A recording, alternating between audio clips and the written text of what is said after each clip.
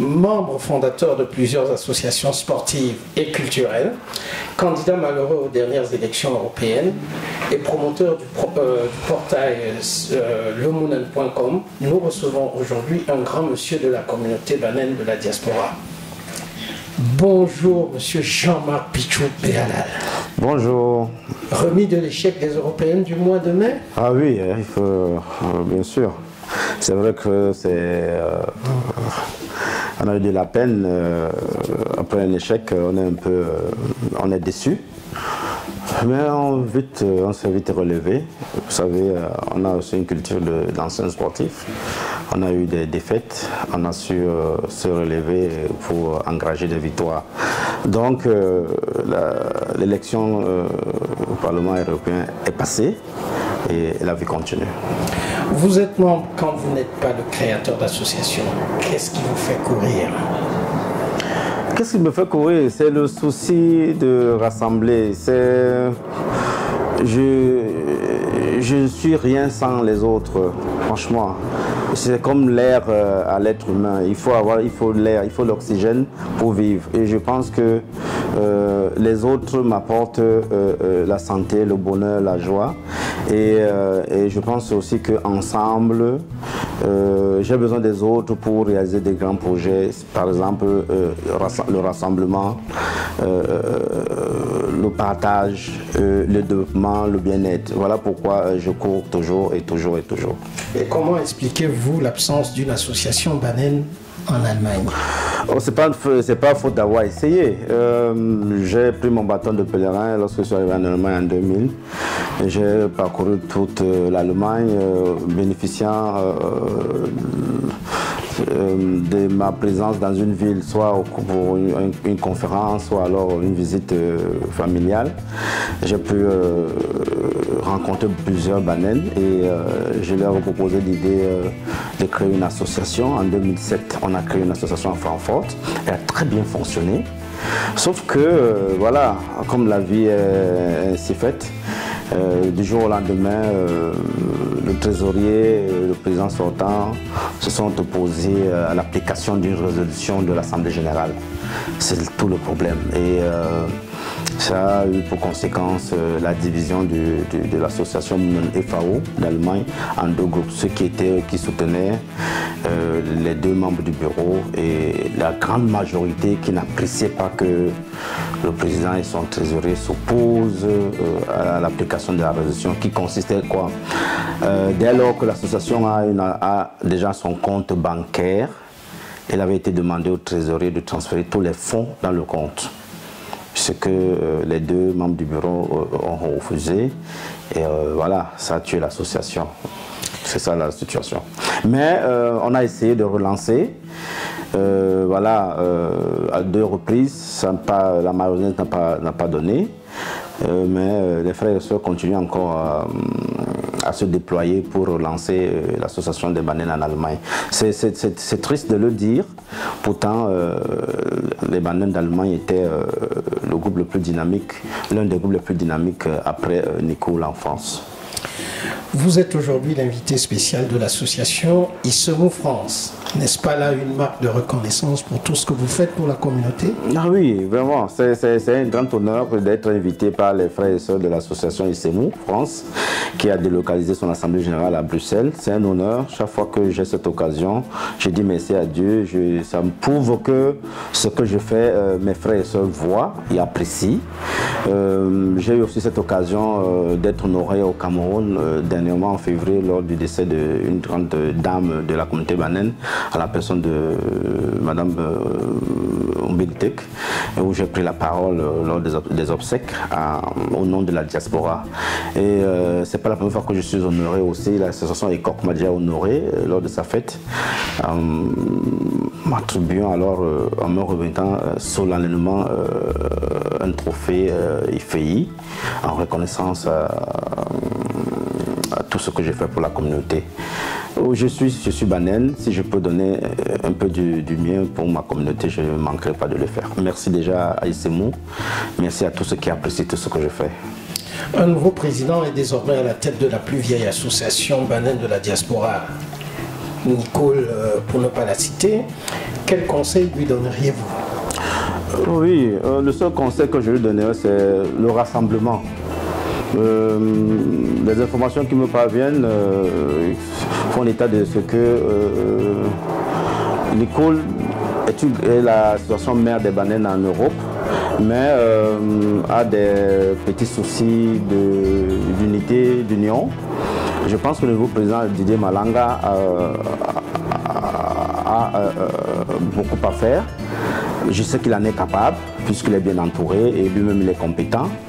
Donc le premier conseil que je lui donnerais, c'est de rappeler, vraiment de taper le tam-tam, comme on dit, battre le macadam, rappeler tout le monde, tous ceux qui sont partis, les anciens, les nouveaux, leur dire une ère nouvelle a commencé. Je pense que s'il le fait, en plus de d'autres projets qu'il a en tête, je pense qu'il va réussir sa mission à la tête de Nicole. Vos interventions dans le forum de la diaspora banaine se font rares. Y a-t-il une raison à ce mutisme? Effectivement, il y a une raison. J'ai choisi de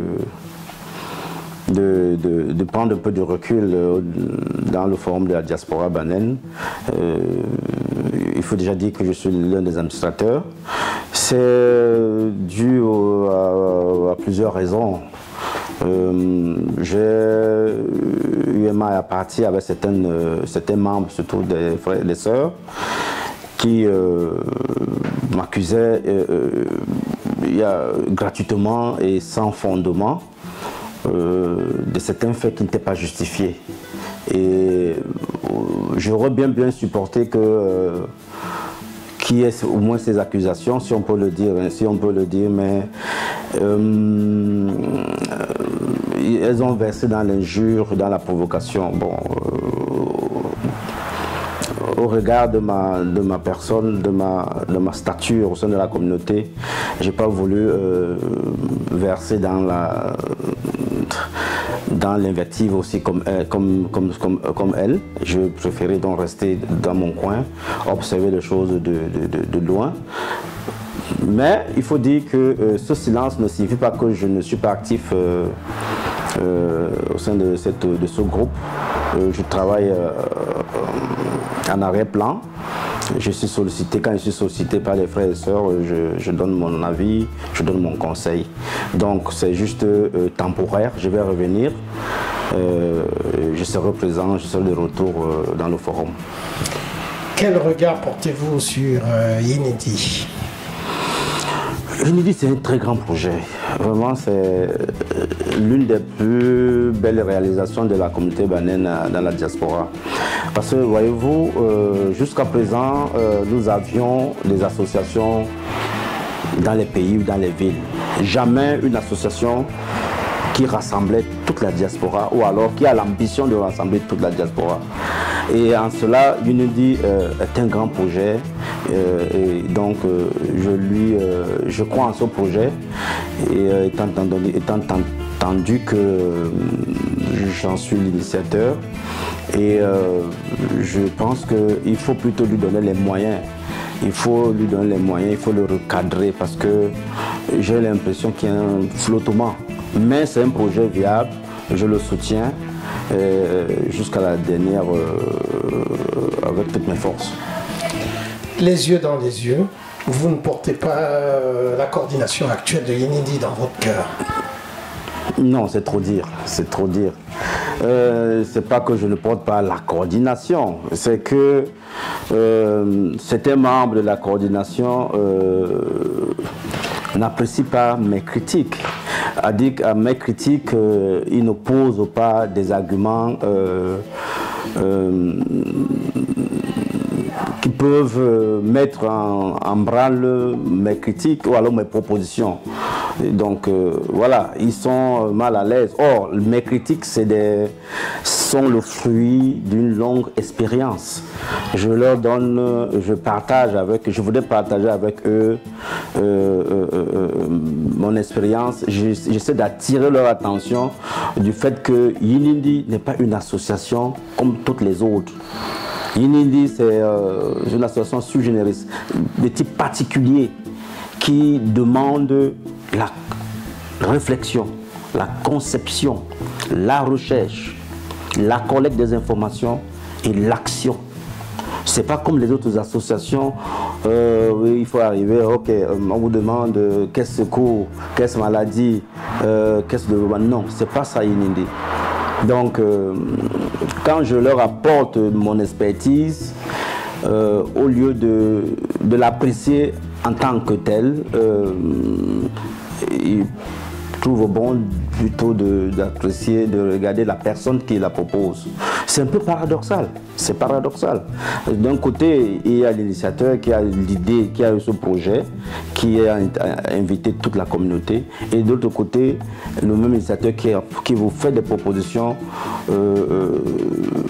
viables et concrètes. Vous les combattez. Je ne combats pas la coordination, c'est eux-mêmes qui se tirent une balle sur le pied, c'est pas moi. Que reprochez-vous à cette direction, concrètement? Non, reprocher en tant que tel, non. Je peux seulement donner un jugement. Je trouve qu'ils sont lents dans leur action. Voyez-vous, ils ont été élus le 3 novembre 2018. C'est en juin, 8 mois après, si je ne me trompe pas, 8 mois en juin, qu'on nous annonce que l'agence est légalisée. C'est beaucoup. Entre-temps, on aurait pu organiser une assemblée générale.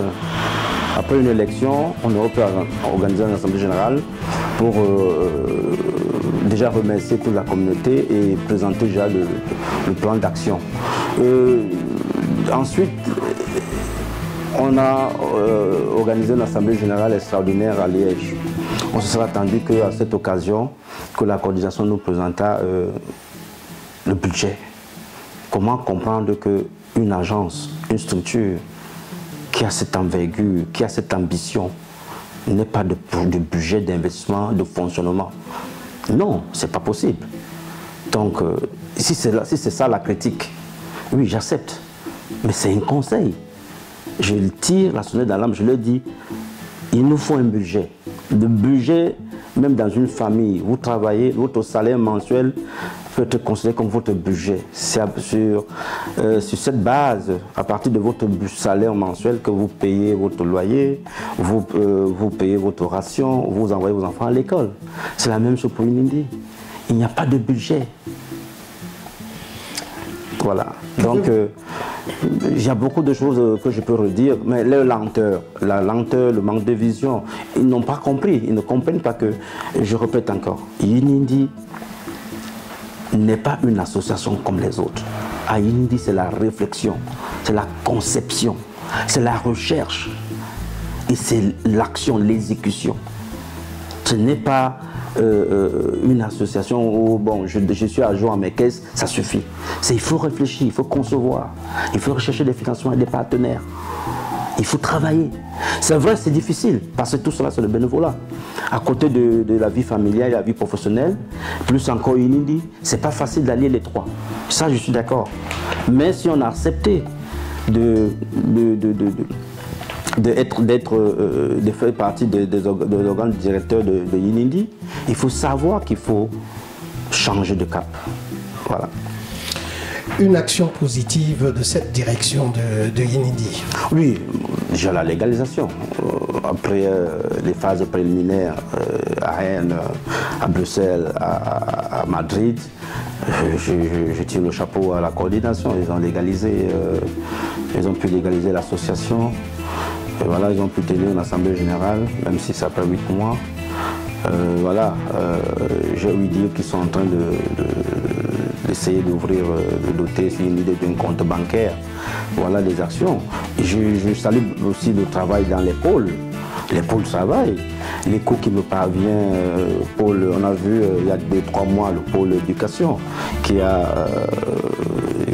s'est pris en charge en organisant une cérémonie de remise de dons à Yinindi qui était très bien faite. Hein? Même si on aurait pu faire encore mieux, mais j'avoue que c'était bien. Et les pôles, le travail se passe très bien dans le pôle. Ça, il faut le dire. Donc, il y a du positif dedans. Et puis, je vois aussi l'engouement des membres dans le forum, dans les deux forums, forum diaspora, forum Minindi. Les gens rappellent toujours, nous avons 23 000 euros à collecter. Donc, 23 000 euros à collecter. Et ça, c'est aussi à mettre à l'actif de la coordination. Et voilà, ils ont aussi pu organiser les actions qui ont permis de mettre sur pied, d'élire les membres du conseil d'administration. C'est déjà un point positif, même si le dit conseil d'administration tarde encore à prendre ses marques. Et je dois rappeler que j'ai été élu membre de ce conseil d'administration malgré contre vents et marées. Voilà. Voilà. Mais ceci est dit. Donc, la coordination, à son tour, vous accuse d'être un éternel donneur de leçons, muré dans une critique permanente et non constructive. Je viens de le dire. Hein. La coordination n'oppose pas, n'a rien à m'opposer, n'a rien à opposer à mes propositions. Et comme je le disais tout à l'heure, quand on n'a rien à opposer, quand on n'a rien à proposer, on verse dans j'allais dire l'insulte ou bien la diffamation. Je critique parce que j'ai des arguments. Je critique parce que j'ai de l'expérience en la matière. Je critique parce que je suis l'initiateur. Je critique parce que je vois qu'ils sont en train de se dévoyer. Voilà. Les critiques, les propositions qu'ils apportent ne sont pas celles qui cadreraient avec la vision de Yénédé. Je ne dis pas que tout ce qu'ils proposent est mauvais, mais je dis c'est léger, c'est spécieux. C'est vraiment spécieux. Dire que je suis un Internet contestataire, non constructif, je pense que c'est paradoxal. Comment d'un côté je suis l'initiateur, c'est grâce à mon comment dirais-je, sous mon initiative que cette structure se met sur pied. Et d'un autre côté, je fais des propositions qui ne sont pas constructives. C'est paradoxal. C'est paradoxal. Je dis encore, le problème entre certains membres de la coordination et moi, c'est qu'ils n'ont pas d'arguments solides et qui cadrent avec la vision de l'agence. Il faut savoir que Yénédé est une agence de développement. Ce n'est pas une association comme les autres. C'est une agence de développement. Donc c'est une structure d'action technique. Et quand je leur apporte mes arguments, des propositions techniques, concrètes, on ne peut pas dire que ce n'est pas constructif. Pas tout loin s'en faut. Vous avez tout dernièrement été pris dans la tourmente Ngalangat. Pourriez-vous nous expliquer de quoi ça retourne cette histoire? Ah oui, Ngalangat, ouais. Ouais, c'est ça. Ouais. Je ne comprends pas le monde. Hein. Ouais, j'ai eu à m'opiner plusieurs fois à ce sujet. Je vais encore le faire solennellement. Il se trouve que dans la diaspora,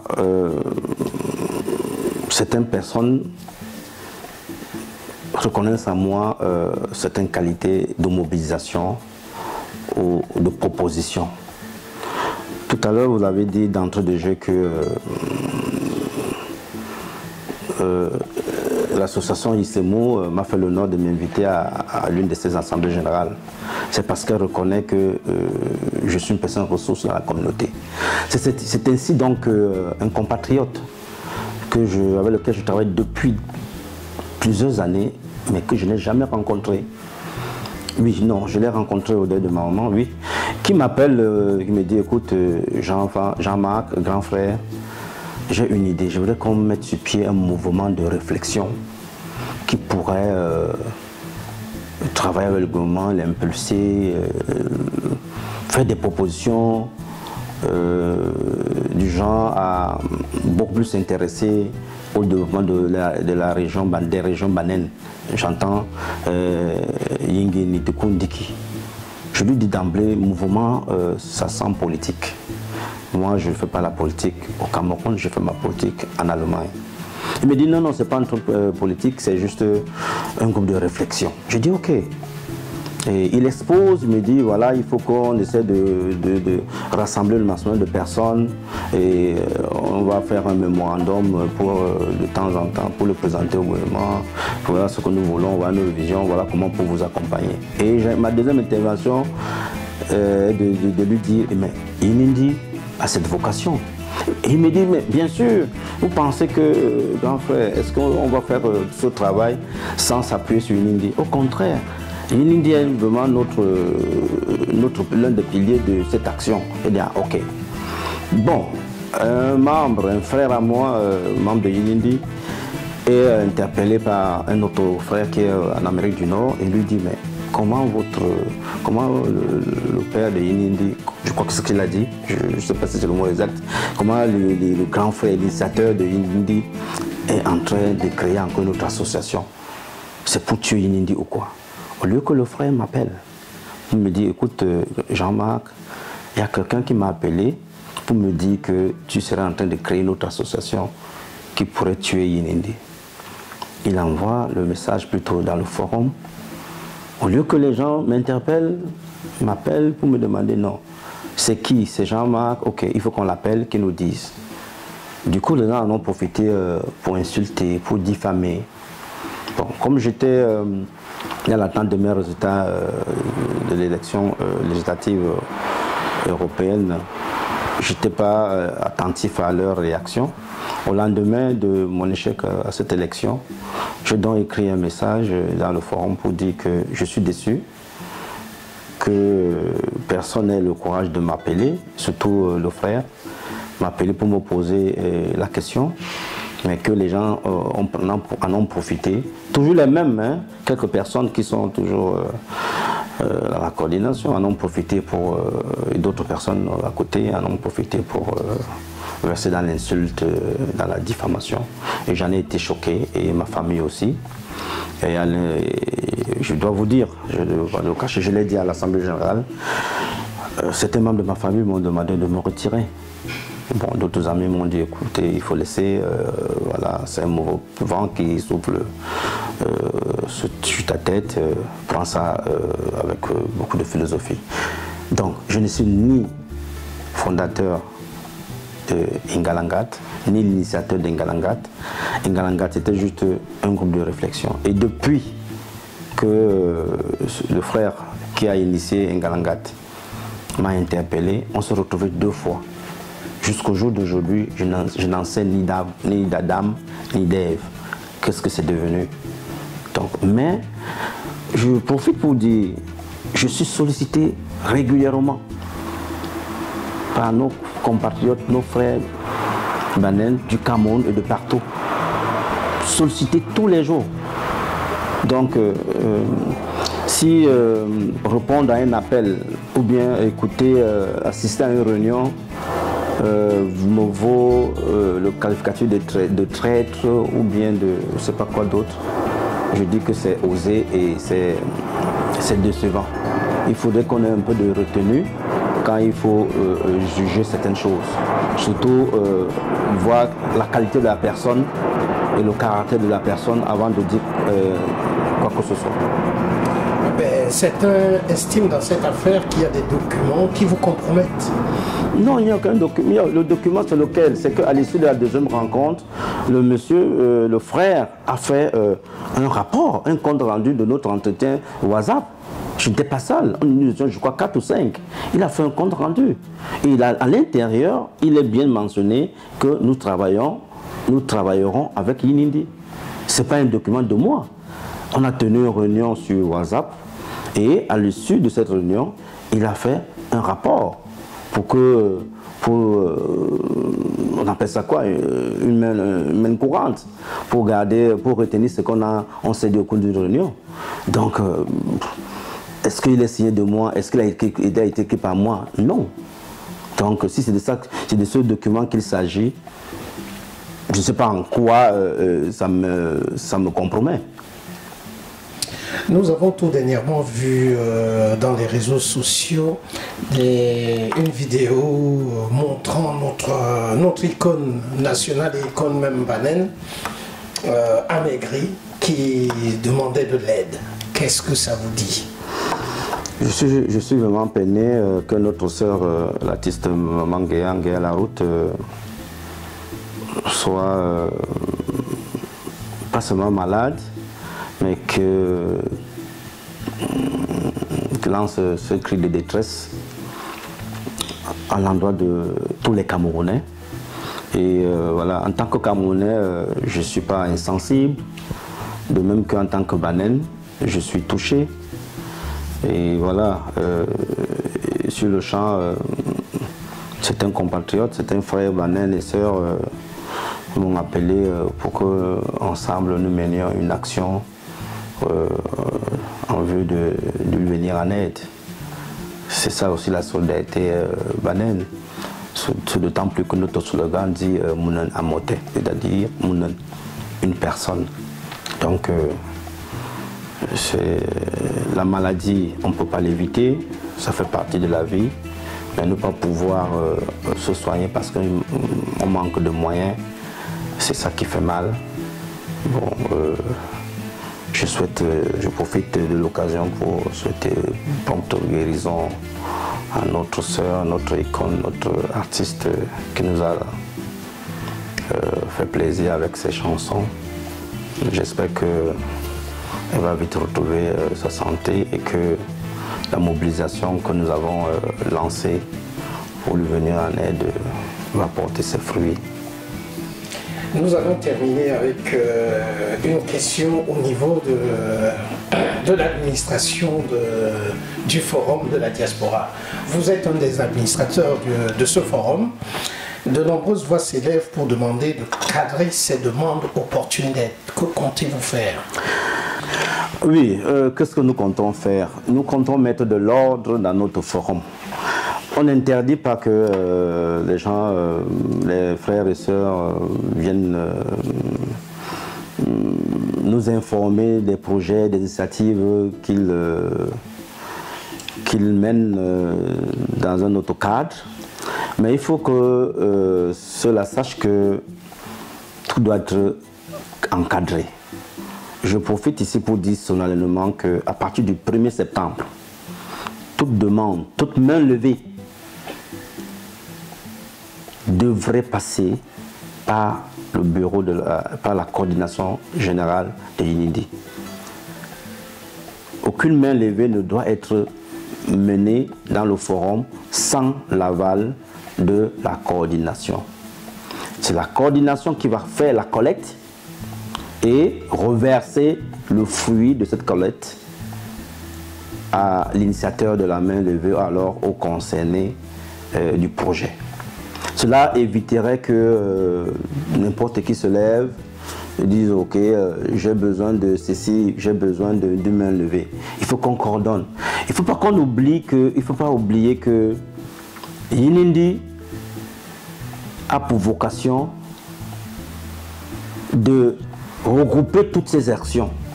Donc, lorsque les uns et les autres viennent organiser les mains levées dans le forum, c'est une action personnelle.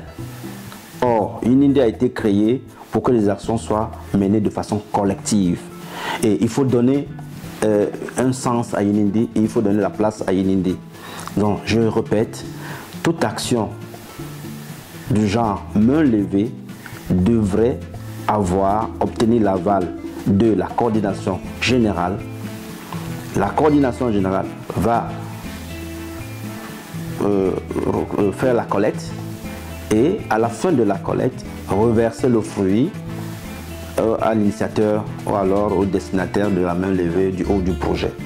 Cela va nous éviter des désordres à l'avenir.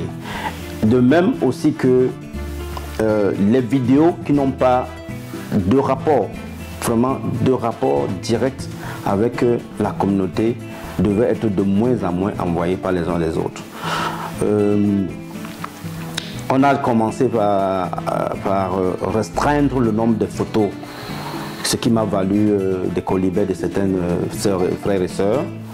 Mais les gens comprennent maintenant que j'avais raison de demander qu'on envoie au maximum 5 photos et le reste, on envoie par courriel et on va le mettre dans notre forum, dans notre site internet. Voilà une mesure que tout le monde apprécie. Il faut dire qu'il y a une majorité silencieuse qui n'apprécie pas beaucoup de choses dans notre forum.